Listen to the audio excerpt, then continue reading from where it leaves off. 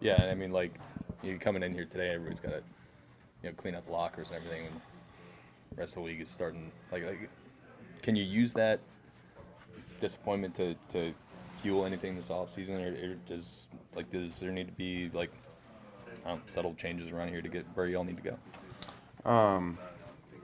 I'm sorry, I was so. Yeah, you're all good. Yeah. Can you repeat the question? I'm sorry. Yeah. Look, I mean, everybody else prep for the playoffs today. You guys Yeah, clean out your yeah, lockers. yeah. Like, do you see what you guys did in the last little bit of the season as positive momentum? You got all the right guys in place, or is this like a thing where you guys haven't had the results you need in the last couple of years? And Yeah, I look at the last four out of the last 5 games, and I look at them optimistically.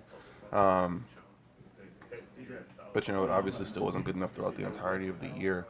So I think my goal this offseason obviously is to try to get more guys here for OTA so that we can start the prep and start the advancement and start the team building and team bonding and the getting better earlier.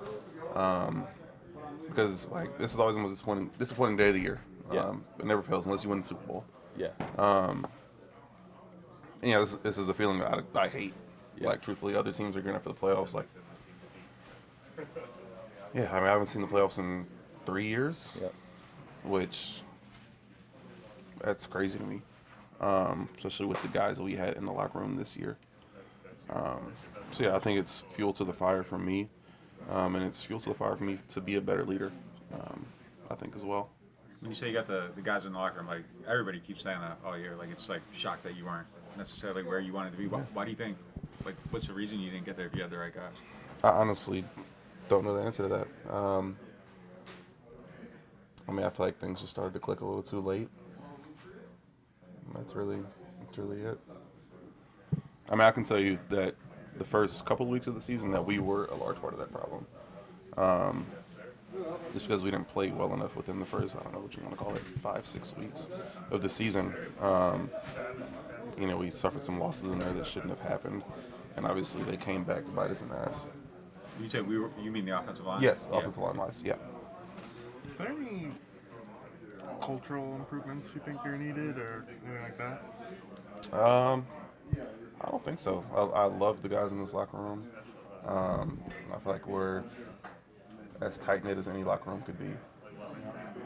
What'd you make of kind of the reaction to yesterday's, with Jameis? And, I know you talked about it after the game. Yeah, But it seemed like it blew up a little bit more after the game. I feel like it got blown out of proportion, honestly. At the end of the day, we thought we were doing the right thing. And I feel like that moment, that play, kind of overshadowed what was probably our best game of the season. Yeah. Is that frustrating? Like, that, you put a performance like that and that's kind of all anyone's... Yeah. But when you're in the moment with that, when something like that, that's not what you're thinking about. You're not thinking about what's going to happen in the future, what's going to happen going forward. You're just thinking about that moment and your teammate. And if you're painted as a bad guy because you care about your teammate, then just paint us as a bad guy. Do you understand the other argument of it, or I don't even know if it's an argument, but Absolutely, like absolutely. They don't respect the coaching staff Absolutely. and all that. Oh wait, that part. Oh, I was just talking about the disrespect part. No, I do there understand is, that part. Yeah, there is like a contingent of they overruled Pete, or even Dennis. Oh. What is that? No. Like I said, it has nothing to do with them. Yeah, that's pretty much all I had to say about it. Talked to you a little bit about this yesterday, but what did you think of the way Derek obviously was under fire for like a big chunk of this season, and for him to finish the way he did individually, in the offense kind of falling on his heels? What would you think about that? I thought it was impressive. I thought it was really impressive. Guy, like you said, was under fire, but honestly, as the protection got better, he got better. Yeah. As the protection was incorporated more, he got better. So I think he's a hell of a guy, hell of a leader, hell of a quarterback.